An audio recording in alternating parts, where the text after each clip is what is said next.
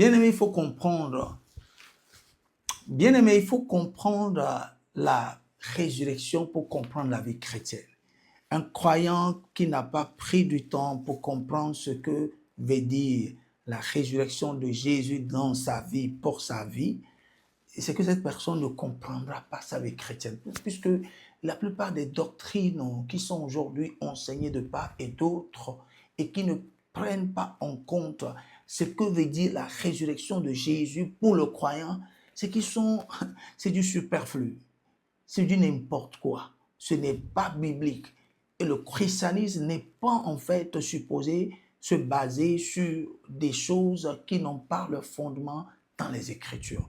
Tu veux vraiment réussir ta vie chrétienne, assure-toi que ce qu'on te dit, ce qu'on t'enseigne a sa base dans les Écritures. Nous continuons par traiter la puissance de sa résurrection et nous lisons aujourd'hui Éphésiens le chapitre 1, le verset 19. Et quelle est envers nous qui croyons l'infinie grandeur de sa puissance, se manifestant avec efficacité par la vertu de sa force, il l'a déployé en Christ en le ressuscitant des morts et en le faisant asseoir à sa droite dans les lieux célestes.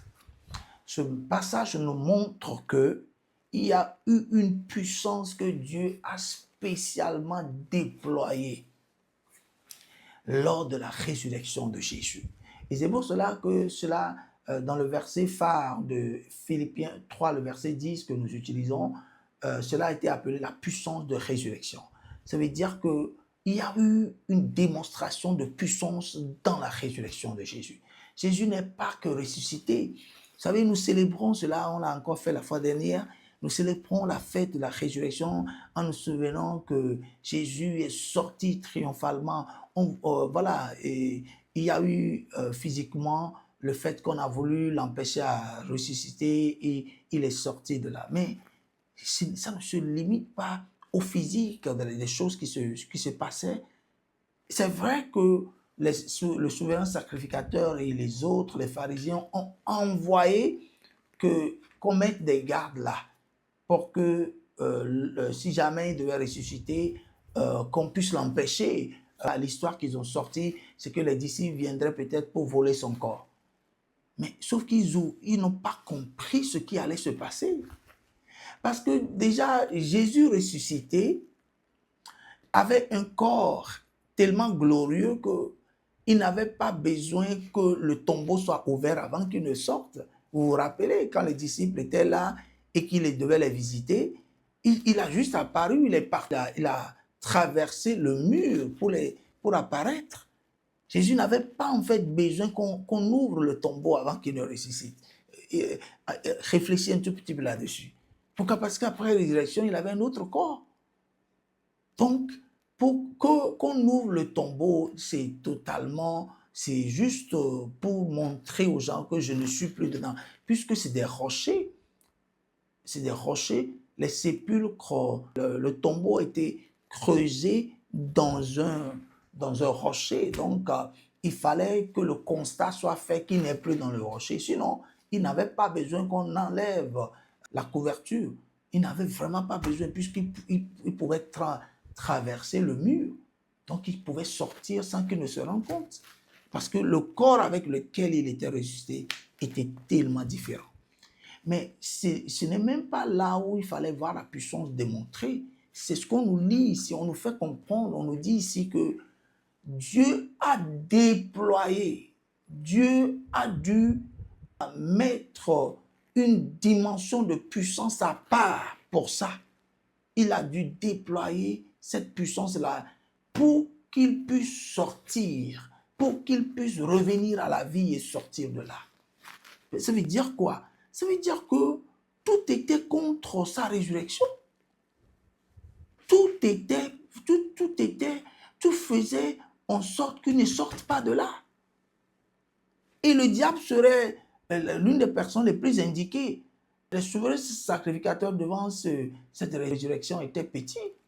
Ce qu'eux faisaient en mettant des gardes là, c'était vraiment très minime. Mais celui qui devait faire tout pour qu'il ne revienne plus à la vie, c'est Satan et ses forces. Ça veut dire sûrement que le jour où il devait revenir à la vie, toutes les forces des ténèbres étaient à l'œuvre pour qu'il ne revienne pas à la vie, pour qu'il ne ressuscite pas. Satan et toutes ses forces feront tout pour qu'il ne revienne pas à la vie.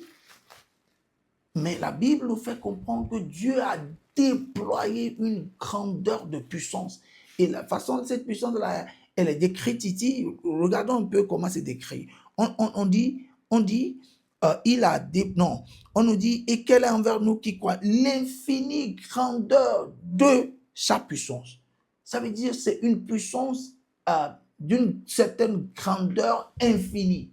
Ça n'a pas de limite. C'est une puissance d'une grandeur infinie. Vous voyez là? Ça veut dire que c'est vraiment grand cette puissance. Elle est gigantesque cette puissance déployée pour ressusciter Christ. Et pourquoi est-ce que c'est puissant? C'est parce que toutes les forces possibles étaient là pour qu'il ne ressuscite pas, pour l'empêcher à ressusciter. Mais il a quand même ressuscité. Et on nous fait comprendre en tant que croyants que cette même puissance qui a œuvré là, elle est disponible pour le croyant. Cette même puissance, et parce que le texte que nous lisons là nous dit qu'elle est envers nous qui croyons. Nous qui croyons cette puissance-là, elle est là envers nous. Elle œuvre en notre faveur. Ça veut dire qu'en dehors du fait qu'il a ressuscité Christ, et pas que Christ, mais nous sommes ressuscités avec lui, cette puissance-là, elle est là toujours dans notre vie, pour nous accompagner, pour œuvrer en notre faveur. Vous voyez? Et c'est ça ce qui est appelé la puissance de la résurrection.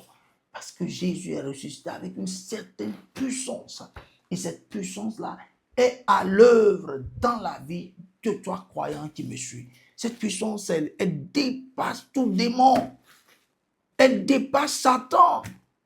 Cette puissance, le diable et toutes ses forces n'ont pas bloqué son œuvre. Elle a pu œuvrer pour que Jésus sorte de là. C'est dire que cette puissance dépasse toutes ces forces mises ensemble. Oui. Et on nous fait comprendre en tant que croyants que c'est cette puissance-là qui œuvre en nous. Que c'est cette puissance qui est là, disponible en notre faveur. Oui.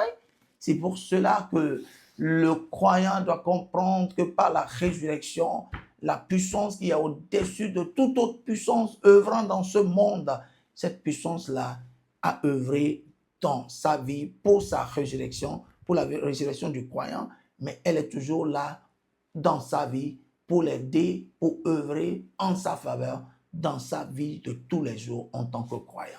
Et c'est pour cela que c'est puissant. Vous voyez? Donc le croyant doit comprendre que je ne suis pas que ressuscité de manière simple. Non, il y a eu toutes les forces possibles qui ont voulu l'empêcher. Mais la puissance que Dieu a déployée est tellement grande, elle est d'une grandeur infinie, de sorte que Christ est sorti et je suis sorti avec lui. Je suis sorti de tout ce qui pouvait m'empêcher de sortir. Tout ce qui a pu empêcher Jésus à l'époque, c'est toutes ces choses-là qui sont les forces qui empêchent les hommes dans cette vie à évoluer, à devenir ce qu'ils se pouvaient devenir. C'est toutes ces forces-là qui œuvraient. Et ils ont œuvré pendant que Christ ressuscitait. Et on est ressuscité avec lui. Ça veut dire qu'on est sorti des mains de tout ce qui pouvait nous empêcher dans cette vie, nous bloquer, nous arrêter. C'est toutes ces forces qui ont œuvré le jour-là et nous sommes sortis de leurs mains. Et c'est comme ça qu'il faut voir la vie chrétienne. Jésus a fait toutes ces choses-là comme étant un acte posé une seule fois pour toutes. Une seule fois pour toutes, il n'avait plus à les poser. Donc, comme nous étions en lui et que cet acte-là a été posé en notre faveur, avec nous, pour nous, c'est que nous sommes plus dans les mains de toutes ces choses qui voulaient retenir Jésus captif dans la tombe. Nous sommes ressuscités avec lui. Cette puissance-là, elle œuvre en notre faveur et elle œuvre dans nos vies. Et le mal aujourd'hui, c'est que le croyant n'est pas conscient de cette puissance qui a œuvré lorsque Jésus ressuscitait.